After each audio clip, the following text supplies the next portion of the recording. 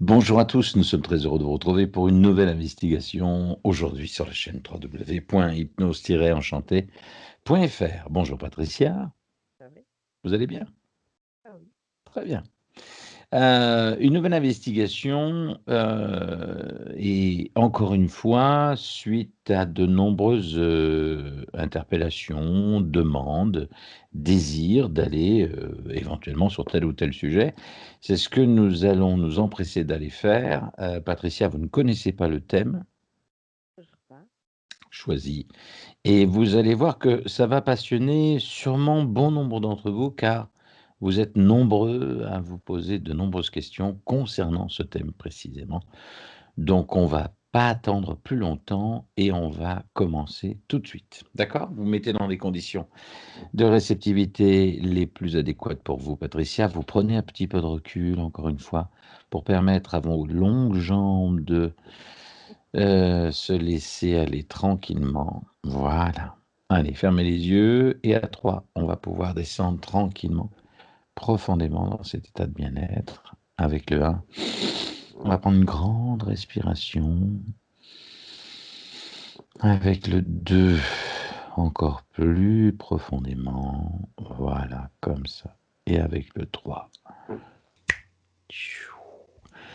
Et là, on est plongé dans une autre dimension. Voilà, comme ça. Et dès que vous êtes connecté à votre conscience supérieure, après avoir encore une fois bloqué votre corps mental, votre corps émotionnel, vous pourrez me dire « Ok,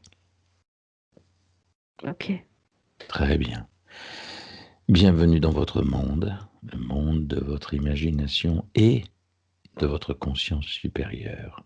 Et toutes les consciences que nous allons interpeller ou avec lesquelles vous allez vous connecter, vous laisserez la place, vous n'utiliserez que votre corps, la voix de votre corps physique pour exprimer finalement ce qu'elles ont à nous dire. Et à 3, vous bloquez vos émotions personnelles, votre corps mental. Maintenant, 1, 2 et 3. Vous n'êtes plus que le haut-parleur connecté à votre conscience que j'interpelle maintenant votre conscience supérieure. Ça va? Oui. Quelle est la différence entre votre conscience supérieure et la conscience physique?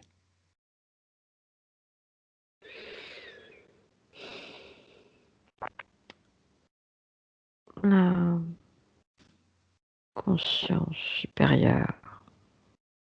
Moi, je n'éprouve ni sentiment, Mhm. ni douleur, ni regret ou remords. Je Mhm. n'éprouve rien. Alors pourquoi dans une séance d'hypnose régressive où on utilise un télépathe ou quelqu'un part comme ça en état modifié, elle se met à pleurer ou elle se met à gémir ou à rugir ou à s'énerver?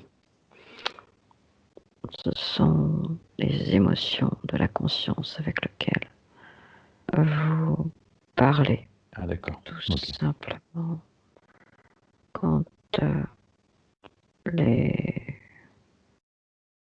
émotions sont trop fortes, à titre personnel, Mhm. ça peut traverser les dimensions Mhm.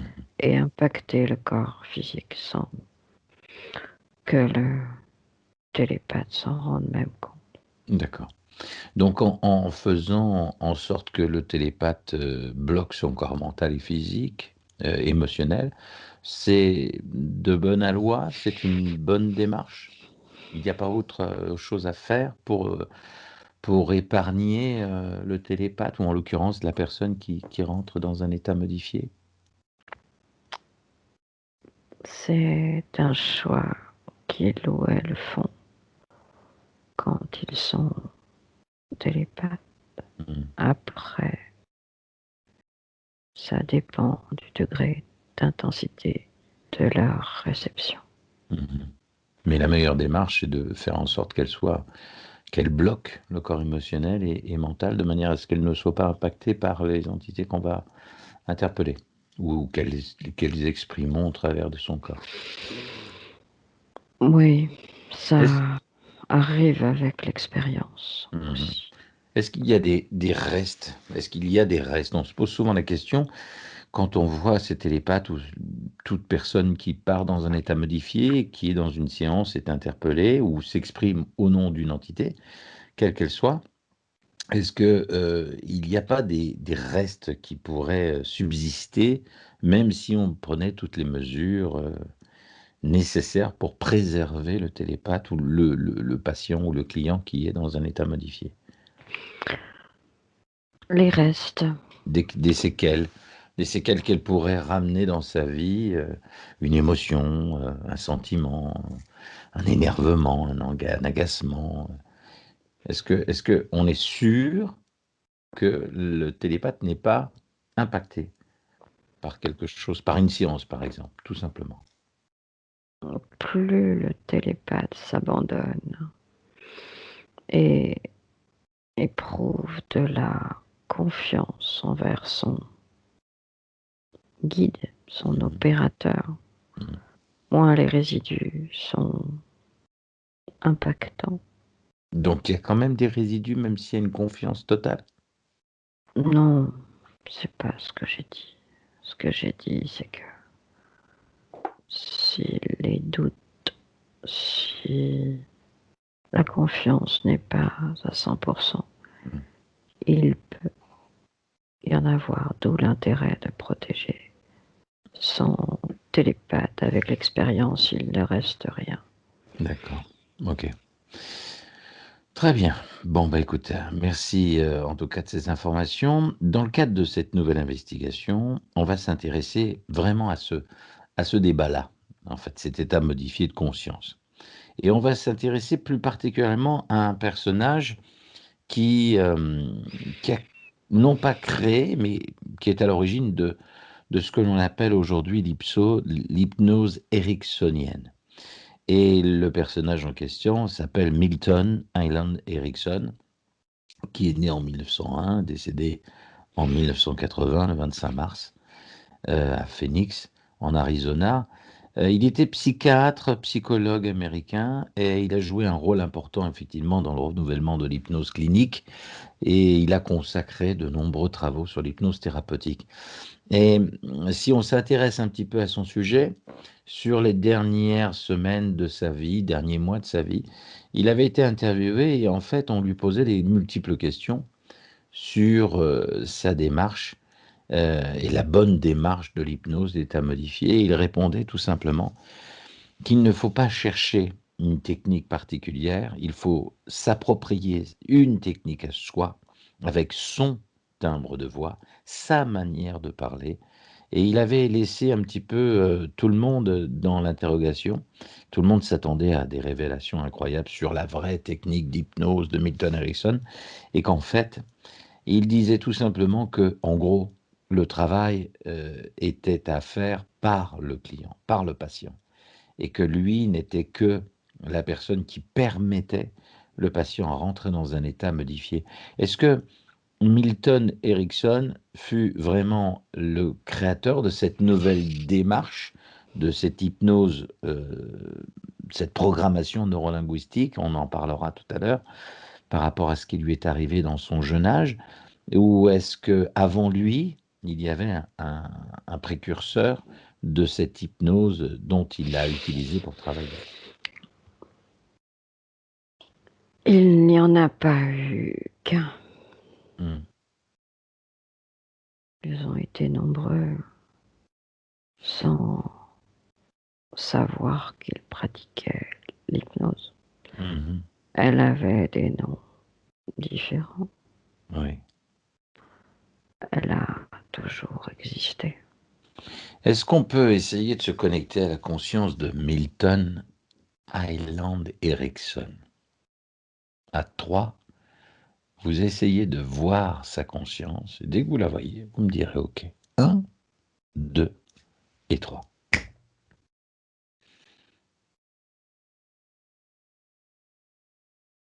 Demandez-lui l'autorisation.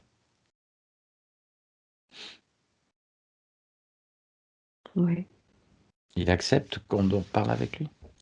oui, Très bien. Alors laissez-moi parler avec le docteur Erickson. 1, 2 et 3. Docteur Erickson? oui. Bonjour. Je me présente, je suis Fabrice Cazorla. J'ai lu bon nombre d'ouvrages vous concernant.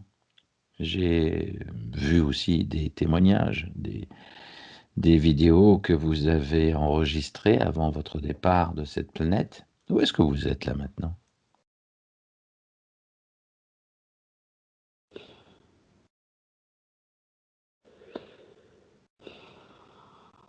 Bon, ce que vous appelez l'éther, Mhm. Mais qu'est-ce que vous y faites? j'observe Vous observez quoi? les champs d'énergie qui ressemblent à des aurores boréales, Mhm. ce qui se dégage de la De là où vous êtes, alors vous voyez le planète. travail qui a été... Oui. De là où vous êtes, vous voyez le travail qui a été accompli depuis votre départ par rapport à l'hypnose ou à l'hypnothérapie ou l'hypnose médicale clinique, ce Oui, que l'on... Mhm. je suis les avancements technologiques, les façons de reproduire mes scénarios. Mhm. Parlez-moi un petit peu de ce qui vous est arrivé étant jeune. Comment vous êtes venu à l'hypnose ericksonienne?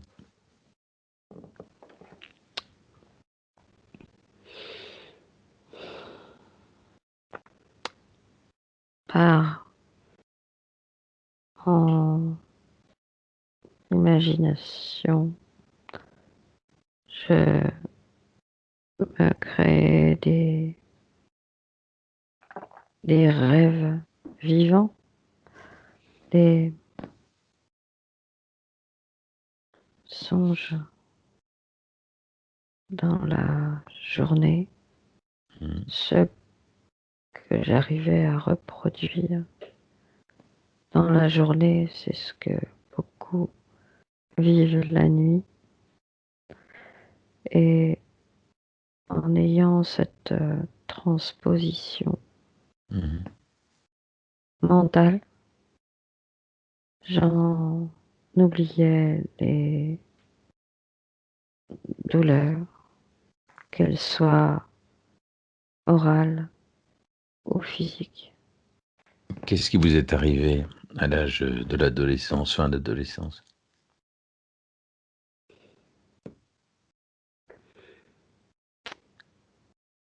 Les souffrances ont envahi mon corps physique.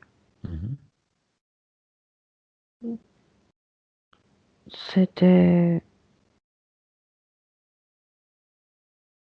compliqué à déterminer réellement. Les diagnostics de l'époque étaient erronés.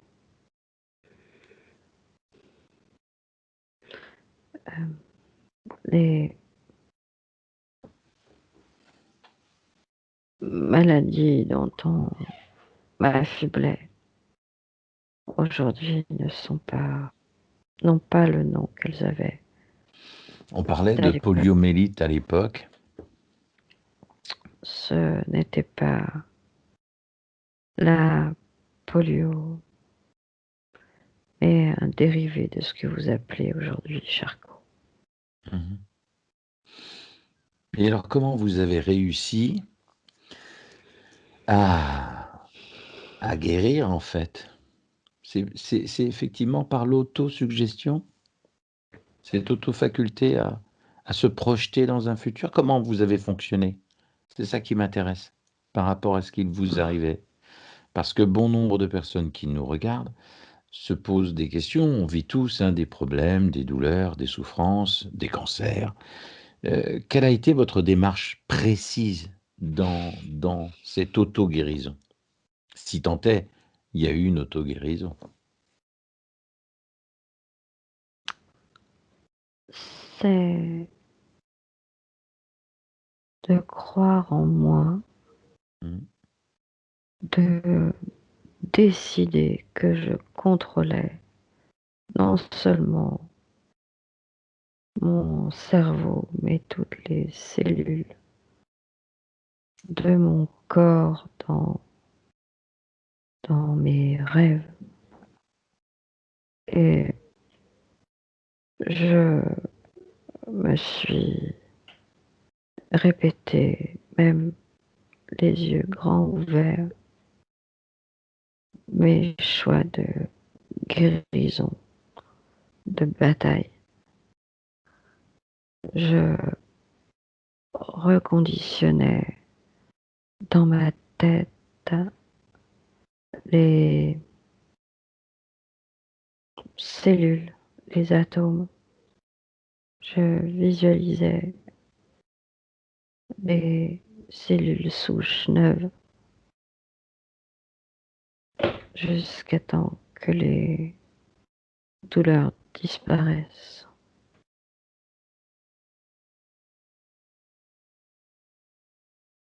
Mmh.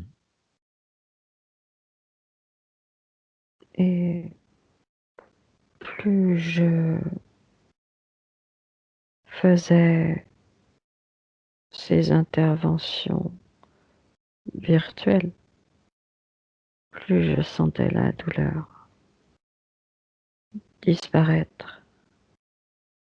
Donc, on peut parler d'autosuggestion, mais moi, je dirais que je me suis guérie dans une autre dimension et qu'elle a eu un impact sur mon corps physique à cet instant-là. Mmh. Et vous fûtes le précurseur de cette manière de faire ou c'est parce que, voilà, ça vous est arrivé suite à ces douleurs et vous vous étiez dit, voilà, moi c'était quoi votre désir? C'était vraiment d'aller vers ça, ce genre de métier ou vous aviez une autre envie, un autre désir d'un métier que vous aviez envie étant jeune? Je voulais travailler dans une université. Mmh mh. Je voulais enseigner, mais pas cette discipline, Laquelle? l'hypnose, la neurologie. C'est pas ça que je voulais Mmh. faire.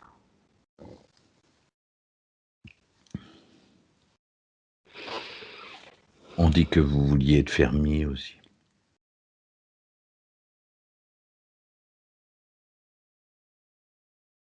Je n'en ai pas le souvenir, peut-être un rêve d'enfant, Mmh mh. un désir d'enfant.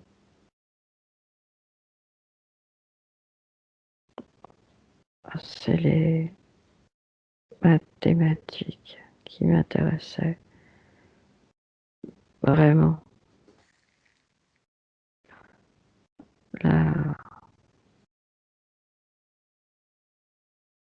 ensuite, j'ai découvert la physique quantique.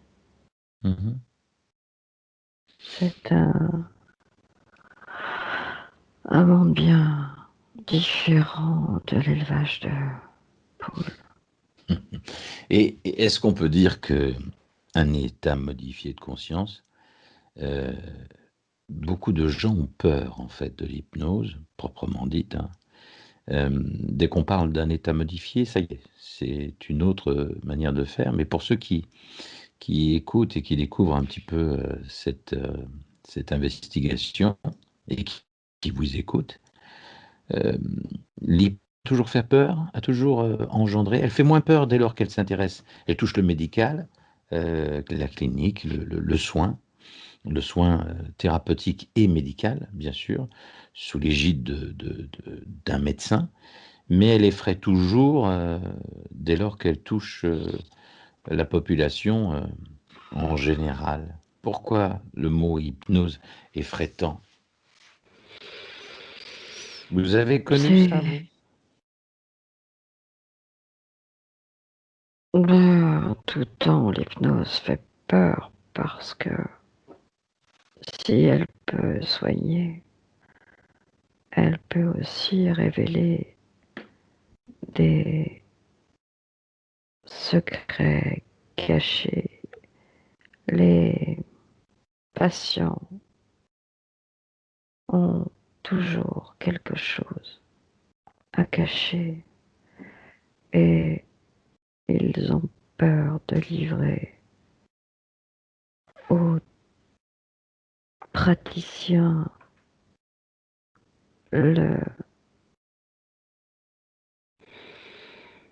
la clé de leur mal-être ou des pires actions qu'ils ont pu Mhm. commettre. C'est stupide et en même temps logique qu'ils pensent ça, sauf qu'il est important de savoir qu'aujourd'hui, l'hypnose, l'hypnothérapie pourrait aider plus de 50% de la population à se sentir mieux, à retrouver une place, à produire plus efficacement les résultats, que ce soit professionnel ou personnel. Il est dommage qu'aujourd'hui, les thérapeutes que vous êtes ne puissent pas prendre une place plus importante dans la vie de la population. Mais ça peut se comprendre, hein, effectivement, parce qu'il faudrait vérifier le cursus de chacun et de chacune, des formations que chacun et chacune ont pu suivre, et puis aussi la véracité de la démarche de Et chacun. peu importe le nombre de formations que vous donnez à un âne, il sera toujours aussi Têtu. batté, hâté, Ah oui. têtu. Le cursus n'est pas réellement important. Mm. C'est l'intention, la façon dont on pratique, la passion Mm. pour son travail et pour les êtres humains qui est au cœur du débat. C'est pas parce que vous ferez 10 ans d'études que vous serez meilleur que quelqu'un qui aura suivi une formation d'une semaine, d'un mois. C'est pas ça l'essence de l'hypnose. L'essence de l'hypnose, c'est le désintéressement et l'intéressement pour l'être humain, pour le soulagement, pour l'accompagnement. Elle est décriée aujourd'hui par beaucoup de professionnels parce que elle est terriblement efficace. Mhm. Et certains s'en servent à mauvais escient. Bah oui. On pourrait travailler sur des virus comme le corona ou des trucs comme ça, sur chaque individu, individuellement, personnellement. On peut, Si les gens travaillaient comme vous avez travaillé par rapport à la polio, ou à ce qu'on appelait à l'époque la polio pour vous.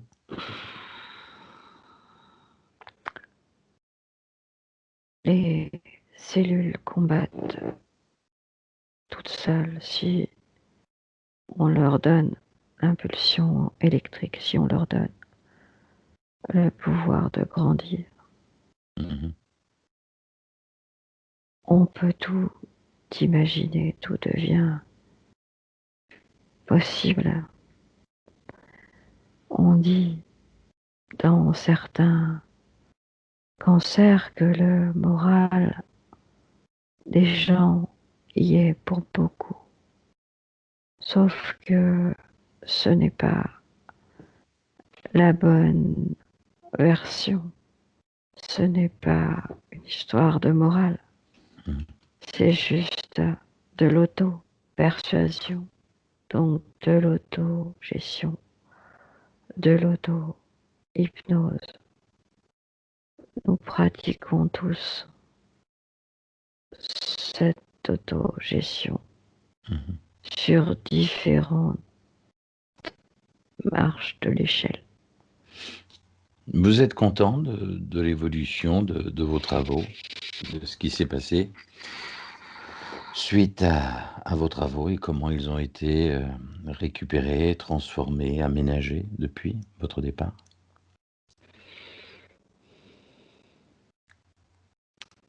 Dans l'ensemble, je dirais que oui. Mhm. J'aurais aimé qu'il y ait plus de reconnaissance et de débouchés, plus de formation à ces techniques révolutionnaires Mhm.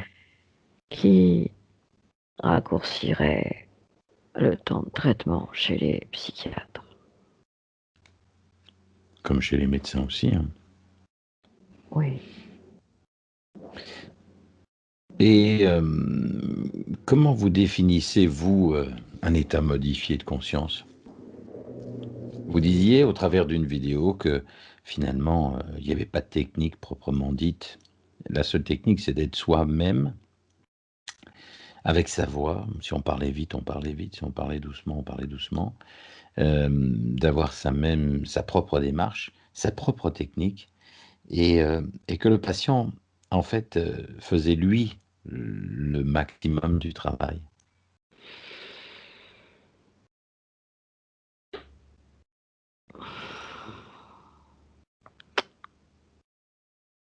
Il,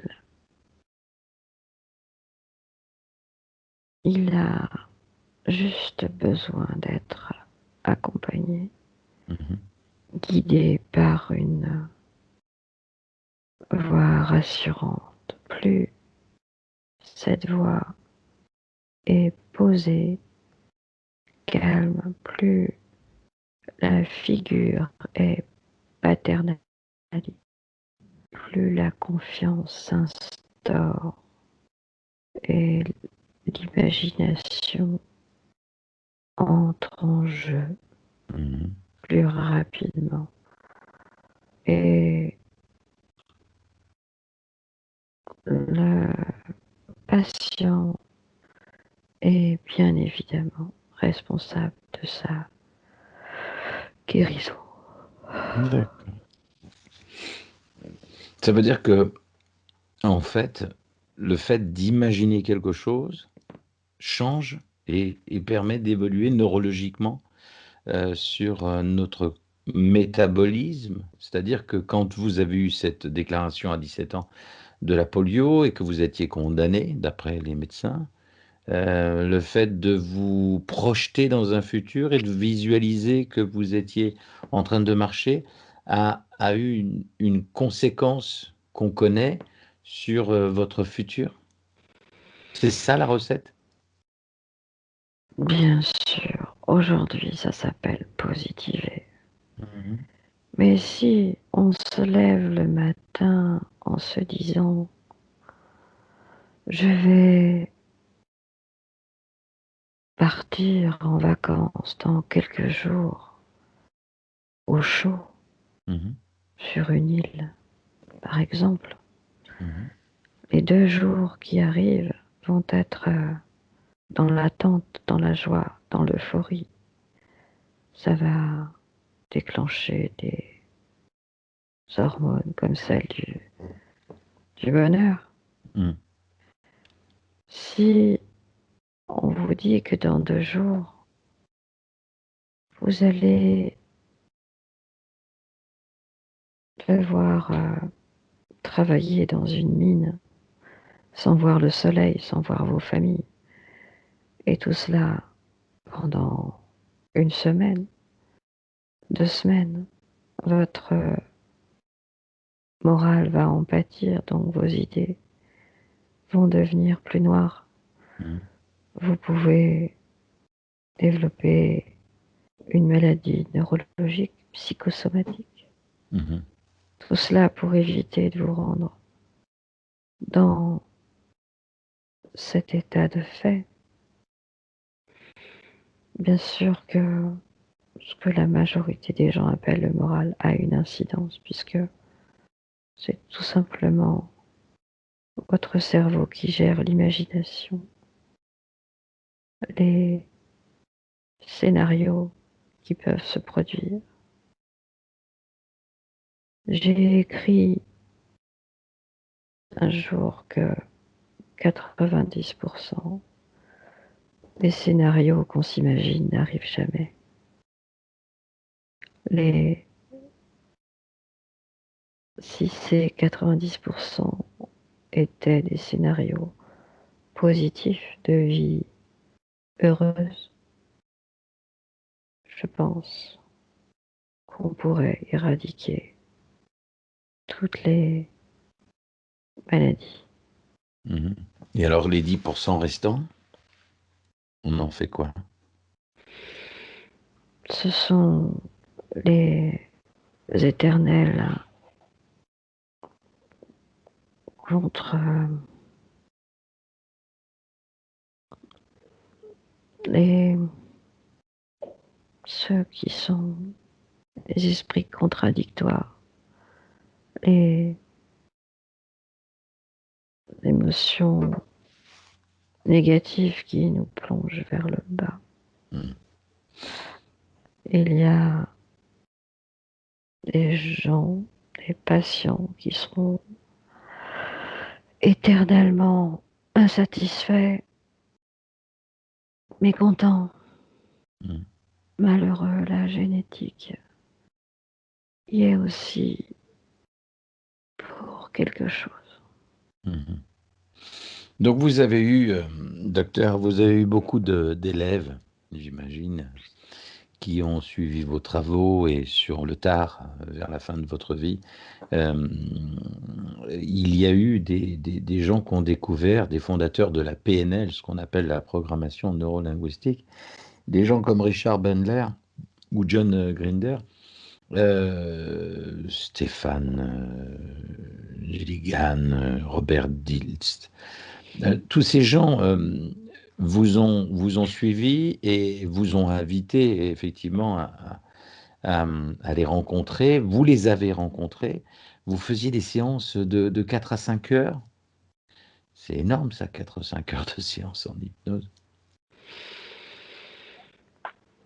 C'est effectivement long, Mm. mais utile pour les réparations physique. Aujourd'hui, certaines techniques sont plus rapides et différentes. Qu'est-ce que vous pensez d'ailleurs de Dave Hellman, qui est un Anglais qui a développé une hypnose beaucoup plus rapide en quelques secondes, en un claquement de doigts, qui correspond paradoxalement à la vôtre, qui était beaucoup plus longue et qui permettait d'induire la personne dans un état modifié avec beaucoup plus de temps, alors qu'il y avait ce qu'on appelle une rupture de pattern pour Dave Hellman, qui amenait la personne dans un état modifié. Alors, c'était pas la même hypnose pour Dave Hellman, vous le savez. C'était une hypnose dite de spectacle, puisqu'il n'a jamais été médecin, mais c'est lui qui formait les médecins à rompre cette pattern et permettre l'individu à passer au cerveau droit, en fait. C'est quoi le processus dans une rupture de pattern, dans un passage vers un état modifié? On va du cerveau gauche au cerveau droit? Comment ça se passe? Ouais, on peut dire ça. Moi, je dirais plutôt partir du conscient vers l'inconscient. Le cerveau droit, le cerveau gauche. Mais C'est on- c'est ouvrir le monde des rêves au conscient. le rêve, le monde des rêves dont vous parlez, il est dans le cerveau droit, c'est ça? Ouais. Non? C'est Vous n'en pas, êtes pas convaincu? c'est pas important, c'est pas essentiel. L'important, c'est C'est pas de, ça, ouais. Sauf qu'on a fait des recherches. On sait que tout ce qui est rêverie se passe dans le cortex droit, c'est ça? oui, mais on peut très bien rêver les yeux ouverts. Très bien, nous allons marquer une pause maintenant pour la deuxième partie, la semaine prochaine, que vous découvrirez dans le cadre de cette régression avec la conscience de Milton Erickson, de Dr Erickson. Et je vous invite à découvrir la deuxième partie qui, je l'espère, va répondre à vos attentes et répondra à toutes vos questions. À très très bientôt sur www.hypnose-enchanté.fr.